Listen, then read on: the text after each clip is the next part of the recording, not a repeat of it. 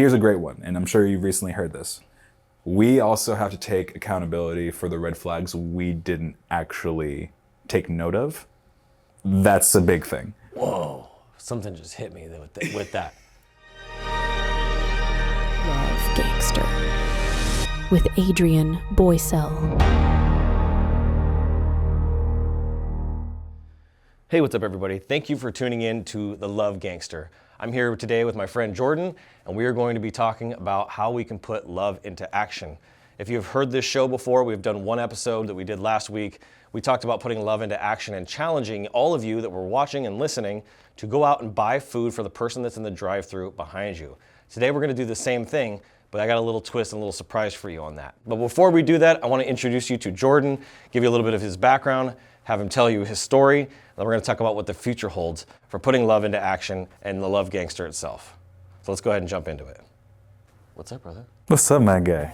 How you doing? Doing well, brother. How are you? Second interview, second podcast episode. It's good to be here with you. Dude, I'm happy to be here. I loved your first episode, by the way. Fantastic. Love to see you in your element. Yeah, it's good. Love Gangster was an idea born because of you and I and Leighton going to San Diego and talking with Adley at that lunch. It was a great lunch, and that was also a great experience in San Diego. That's right. I loved every second of it. That's interesting. Speaking of Love Gangster and putting love into action, how much did we pay for that lunch? Zero. We paid $0. Zero. And why is that? Because there was a Love Gangster at the table, that it wasn't me, it was actually a gentleman at the end of the table who bought all of our food for everybody that was at that table. It must have been like probably close to a $1,000 bill. Probably. Pretty close. Yeah. And so that's pretty huge, right? Buying food for somebody in line behind you or buying food for everybody at the table. That's the kind of stuff that I love to do for people, and it's awesome to see other people out there just pouring into their communities and pouring into their relationships like that. So why don't we give everybody a background about you, let them know who you are. All right, so what's up, y'all? My name is Jorden Kirkland. I am from Hayward, California, Bay Area all day. I am 28 years old. I am in the marketing sales field, as well as doing podcasting myself and background in entertainment and mixed martial arts. Wow, that's kind of a gist of my story. I have done everything from working warehouses to serving people food to punching people in the face for a living, all the way to trying to make people laugh on stage. So that's kind of an encompassment of who I am. That's right. And when I met you, I was completely blown away by how many jobs you had. Yeah, to fill you guys in, at the time where we met back last November, I was working 5 jobs, 7 days a week, and I'd sleep for about 4 hours a day. That's unbelievable. The fact that you had that work ethic. And then he comes to me and he's like, I'm tired, boss. I'm like, yeah, bro. I'd be tired too. I know what that's like. I did that for a decade. Getting 4 or 5 hours of sleep a night, it is brutal. It's not good for you. Most people don't realize that working late night shifts, like if you're doing anything from 9 p.m. to 4 a.m., it actually is a class 1 carcinogen. Like you are actually more susceptible to cancer because you're not in your sleep rhythm. When you're actually when you're supposed to be asleep, you be asleep, right? But if you're just up and you're working and you're out and about, like I used to work in nightclubs, all right? I dealt with the worst types of people when they're on their worst behavior, right? And I'm not talking about the Drake song. And so one of those things is like you're up and you're up and you're up and you have to stay awake. And I can't tell you how many times, I'm patting people down, checking people and going, just like in the middle about to fall asleep. It is insane. It's brutal. I did nightlife security too, and I've watched people almost get run over. I've had to throw people over the fence. The crazy stuff you have to do in security, that is not a world that I would ever want to go back to again. In fact, I left that industry because of 2 shootings that happened back to back. I'm sure you've seen a few of those. Almost ran over myself, almost been stabbed, almost been shot twice. I've broken up more guy and girl fights than you could possibly count, and have had to do a whole lot of stuff to try to stay alive. But I will say this, it taught me how to handle people very effectively and learning how to diffuse situations before they become actual situations. So I am thankful for the experience, but I wouldn't wish security on anybody that is not ready to deal with people at their worst. That's right. As somebody that is very people-oriented like you, when we went to San Diego and I watched you walk in the building and just like, from the time we got there till the time we left, there was just this magnetism that you have. Have you always had that as a kid? Or as an adult and as a kid? It's a dual sword. So my mom told me that when I was a kid, the easiest thing for me to do was to walk up to somebody and say, "Hi, my name is Jordan, you want to go play?" So for me, I don't really think of it as magnetism. I think of it's my willingness to want to talk to somebody and my interest in who they are as their person. Like I had no idea who was going to be at this event. So I'm just like, hey, I'm gonna say hi to everybody. And I can do that. Like I've been able to do that since forever. I can talk to anybody, right? Because I know what it's like to have communication skills. Little story.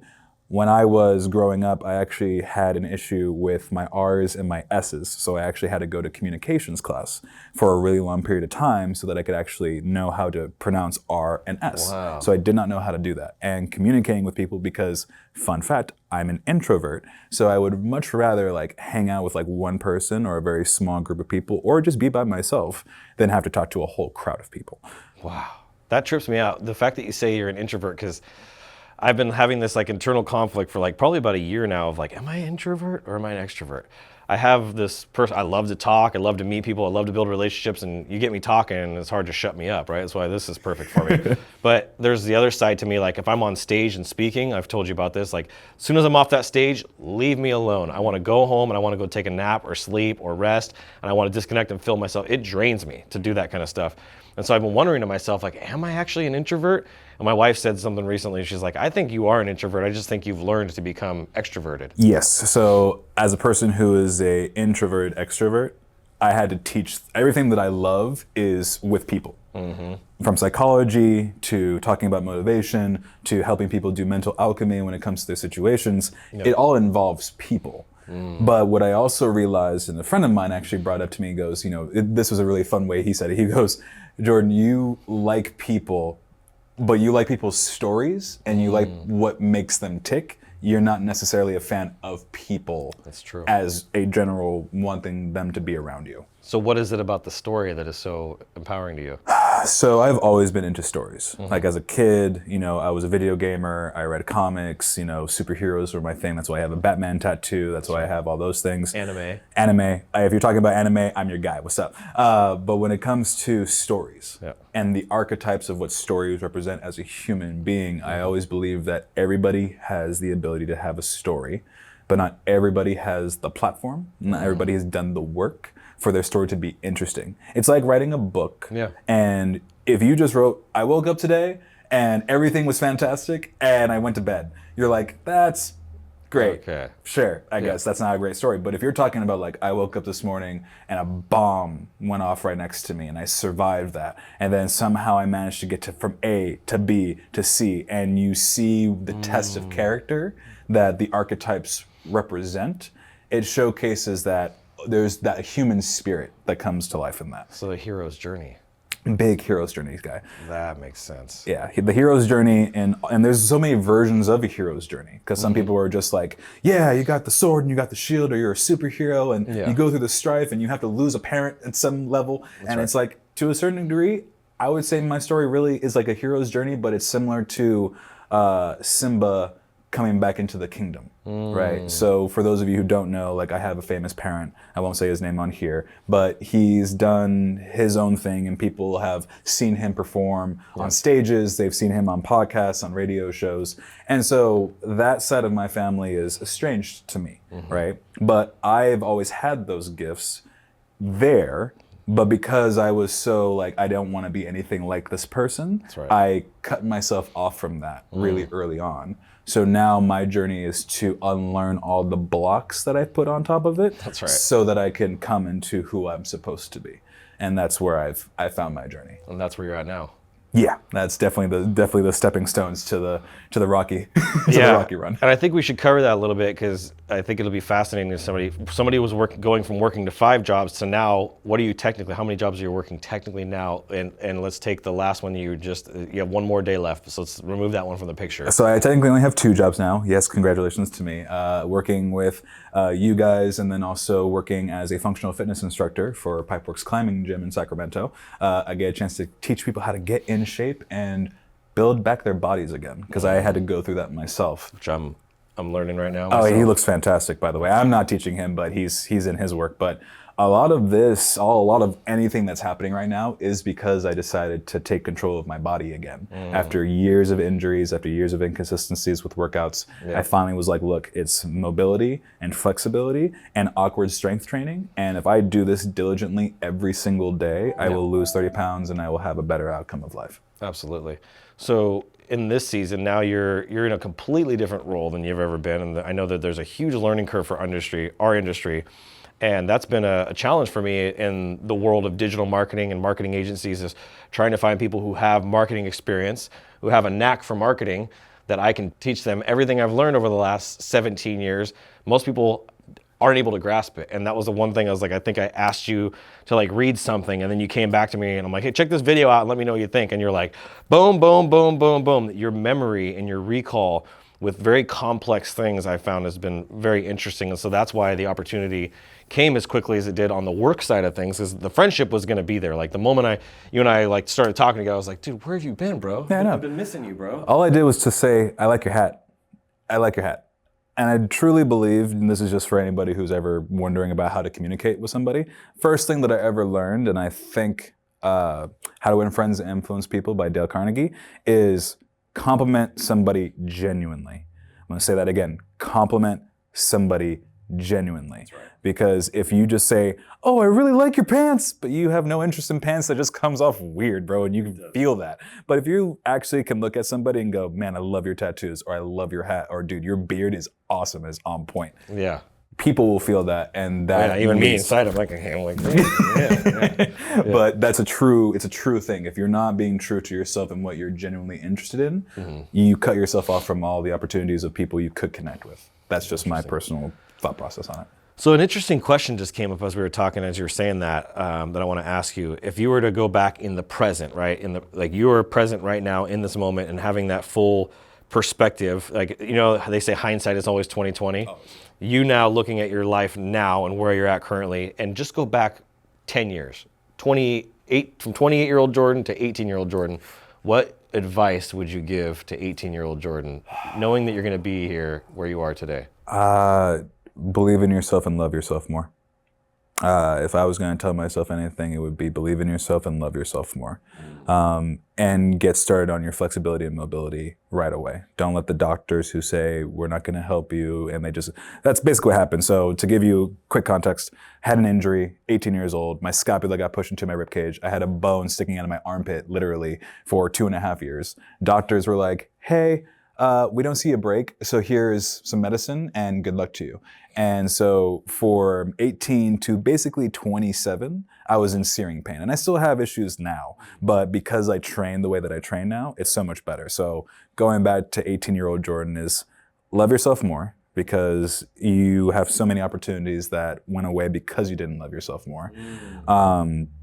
Take more risks and be more confident, because when you love yourself more, you're willing to take more risks. More risks lead to more rewards, along with lessons. So you're gonna get your lessons. I know I'm not gonna win all things, but it doesn't mean that I'm not gonna take some wins along the way. Right. And third, it would be don't trust the girls for the next 4 years that you wanna talk to. They're not good for you. That's great advice. Stay away from the ladies right now, especially at 18 years old. There's too many people chasing that societal programming is what I feel like it is. It's like you gotta find a girlfriend, and then you're gonna date her, and then you're gonna get married, then you're gonna have kids, and you get a house, and it's like this programming that the society does, from television to just everything that we watch and consume, and even other people in our lives. And I think being able to disconnect from that reality, be present in right now, what's gonna serve you right now. And that's the one thing I like about your personality, is like you're just very present and very grounded in that. When did you feel like that clicked, like that shift in presence and awareness? It's always kind of been there, but it didn't really come in until about last year. Okay. So to be honest with you, but like I've always had moments where like I could be incredibly clear and very present with people. And when it came to relationships, like I definitely had more of that in my surrounding area. So for example, like all of my friends. And people I didn't even like, who were just in my vicinity, they were all in relationships. And they were all looking at me like, oh, Jorden, you're not dating anybody. And you're not, like, are you talking to somebody? Like, what's the issue? So I'm over here like, I am miserable right now because I don't know how to talk to a girl, or whatever my concept of dating was for the last 15 years of my life in terms of dating was just incorrect. or there was just parts of the game that I didn't understand. Wow. And because of that, it made the lessons of understanding how to be present, how to slow down, how to actually be in the feminine of letting something just grow as it may and not focusing on it so that it can come to you if it's supposed to come to you. That was a 15-year process to understand that. And I still have my little moments here and there. Of course, we all do. But at the same time now, at 28 compared to 18, if I talk to a lady and she's like, this give me all the wonderful words, I'm just waiting for your actions. Yeah. I'm just gonna go, hey, look, this is the seed. I've asked you out or I've done whatever. I am now leaving the ball in your court if you want to also grow this plant with me, because this is not a one-sided thing. I am no longer chasing one-sidedness, where I used to do that all the time. Interesting. Yeah, and I think that goes back to what you were saying about loving yourself. And there was something in that loving yourself that I want to unpack just a little bit, because I feel like there's a gift and there's some wisdom here that you have. You said that you missed opportunities if you had just loved yourself more, right? And there were opportunities that you took for relationships that you wish you wouldn't have taken from loving yourself. So that loving yourself thing is a very deep, multi-layered onion. We'll just call it what it is. It's a freaking layered onion. And once you start to peel back those layers of yourself and start doing that introspection, do you feel like that's kind of what started to shift, was like introspectively looking at your life and looking at the relationships and looking at the people? I had this conception of myself where, I'm a tall, good-looking guy, I got a lot of things. I'm doing all the right things that society is telling me to do, but it was going against me the whole time. So I had moments where I had to fight against my bitterness. I had to fight against becoming destructive and self-destructive. I had to become more like, okay, I'm becoming reactive to things that I should not actually care about. So what's going on with me that is triggering these responses to where I'm basically, pulling the plug on a lot of things that I thought would be better for me or could have been better for me? Why am I not going after the girl who's giving me the attention and only going after the girls who I know for sure won't give me the attention? Right? So that started off with a quote that I actually saw when I was 16 years old, which was, your task is not to seek love, but to merely seek and find all the barriers within yourself you bid against it. And that's from a Sufi poet named Rumi. Can you say that one more time? That's a good one. Your task is not to seek love, but to seek and find all the barriers within yourself that you built against it. And that's from the poet Rumi. He has a bunch of Sufi quotes that are fantastic. Wow, that's a really powerful quote. Yeah. Yeah, it's like the one by Ram Dass that my wife was just talking about. It's like, before I knew God, what is it? I was God. Now that I know God, before I knew God, I was God, and now that I know God, I am God, or something to that extent. And it's like, it's a really deep, it's that multi-layered thing. And so you peel back those things and you really love yourself.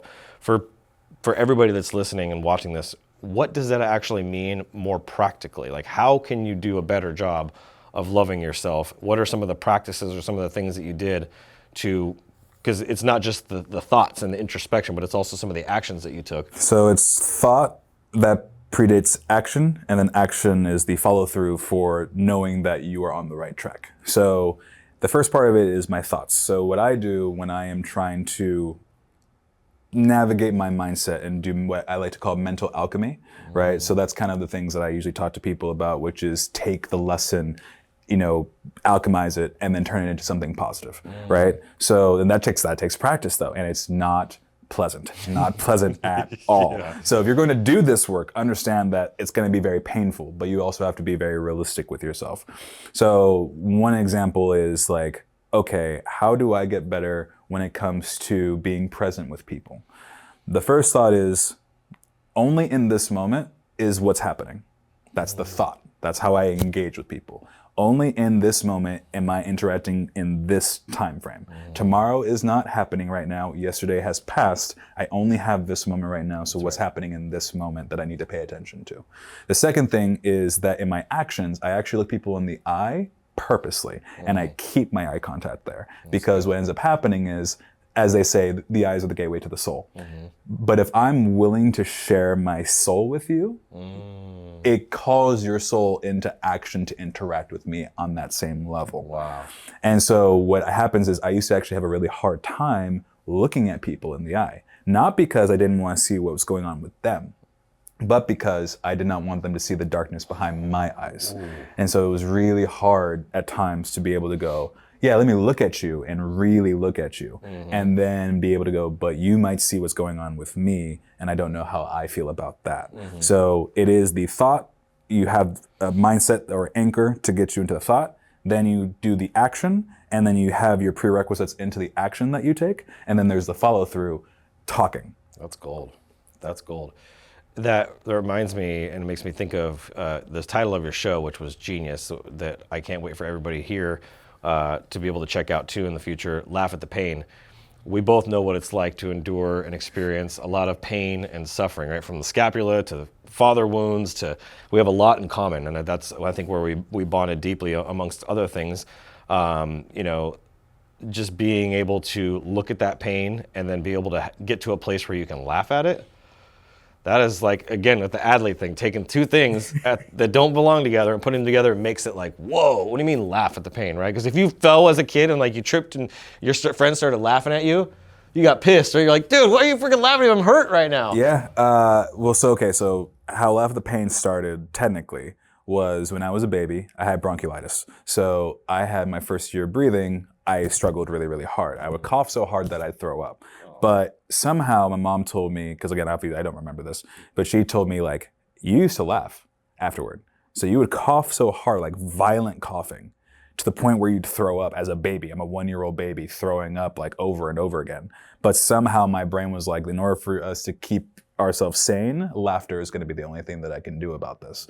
So that was the first thing. The second thing, what really triggered the Laugh at the Pain show, was actually a friend of mine passing away and me and my other friend finding his body in our house. And that moment was like, whoa, mortality right there in front of you. Yeah. And he was only 32 years old, right? So only a couple years older than I am. So I will be like, I'm thankful for every day. Every day when I wake up, I'm like, even if it's a bad day, I'm thankful for the day. I'm thankful for the good, I'm thankful for the bad, because I would rather take something going horribly wrong today than be 6 feet under. Yeah. Because at least I have the option of trying to fix it. But once it's done, it's done. Ooh, that's a great freaking powerful mindset. Once it's done, it's done. Once it's done, it's done. The book closes. There's gratitude. That's the ultimate. So now you just broke it down even more for me. Laugh at the Pain really means is that level of gratitude.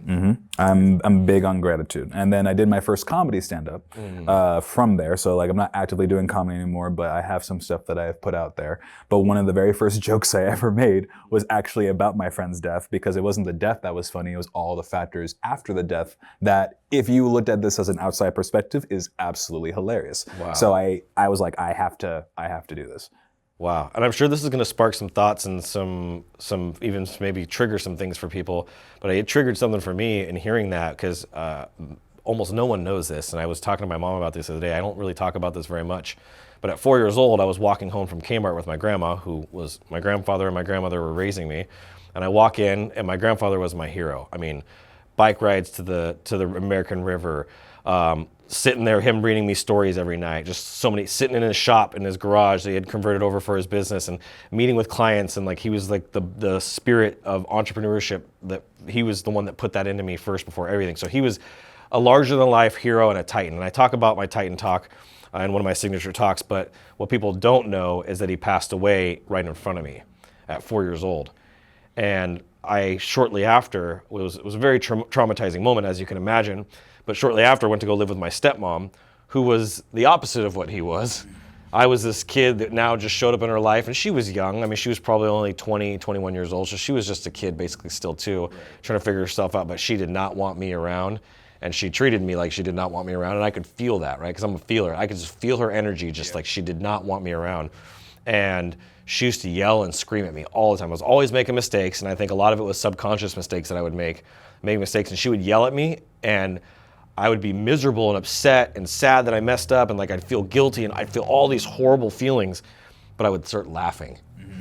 And she would get so mad at me laughing, and it was a trauma response. Yeah. So how does that come in, like laughter that's a trauma response, right? Because that's kind of what you're saying. Yeah. As your childhood, as you're freaking throwing up, that's a traumatic thing to do, and then you're laughing at it, right? A trauma response in a lot of ways. Like my whole first business I had was kind of a trauma response from my childhood. I had this dream, this vision, and I created it out of my trauma. And once I've been able to become more healed, it's actually become harder to still operate and do things at the same level that I did. So from the trauma response place, like what are your thoughts on laughter and how that works? So when it comes to pain, pain is your catalyst. It is the fire that gets you started to go. I am not necessarily the biggest Bible reader, but I do know that the whole story, I believe it is of, not Moses, but what's the gentleman who started Israel, or Moses. Moses, okay, so Moses.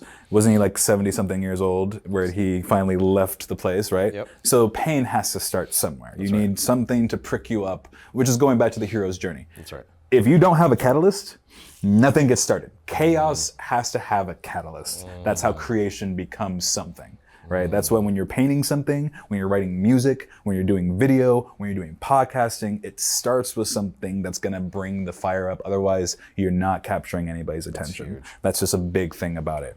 When it comes to laughter, laughter can be a trauma response, and it can also be a way of allowing the body to release stresses. So like crying is fantastic. Yeah. Crying and laughter are your two biggest medicines that we don't actually need to take a pill for. Because laughing, from my experience, okay, I'm not a doctor, but as laughter, when I get hit in the face as a mixed martial artist, I immediately smile.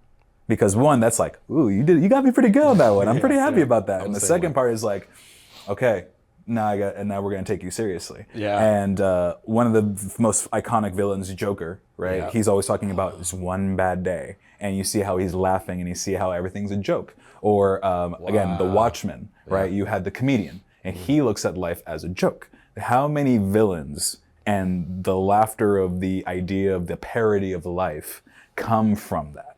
And so that's where like the pain, the trauma response go together. It's an archetype. Yeah. The fool is an archetype. You go through this pain, and do you have the mental alchemy skills to turn something incredibly painful into something that you could look at and go, that was actually pretty funny. It may have not been pleasant, but it's funny now. Well, you guys could probably relate to this that are listening and watching, and I know for sure you can, is like the different situations that have happened in my life, the way they've come together, the way they've fallen apart, the way that they've just happened in general, and then the after effects and the ripple effects that happen from them, negative or positive, whatever.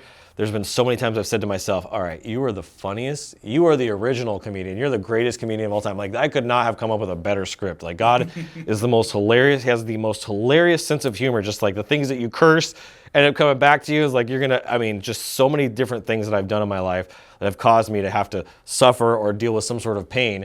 And at the end of it, when I get through it and I'm on the other side of it, I'm like, wow, okay, you're funny.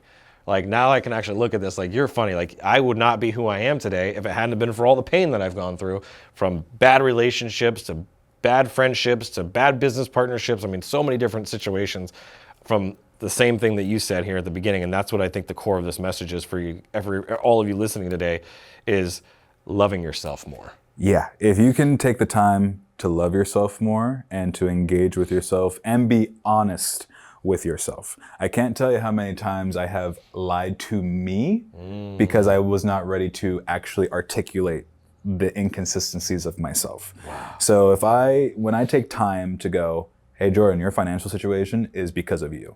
Hey, your love life situation isn't fully because of you, but you haven't knocked down certain barriers that you should have taken on.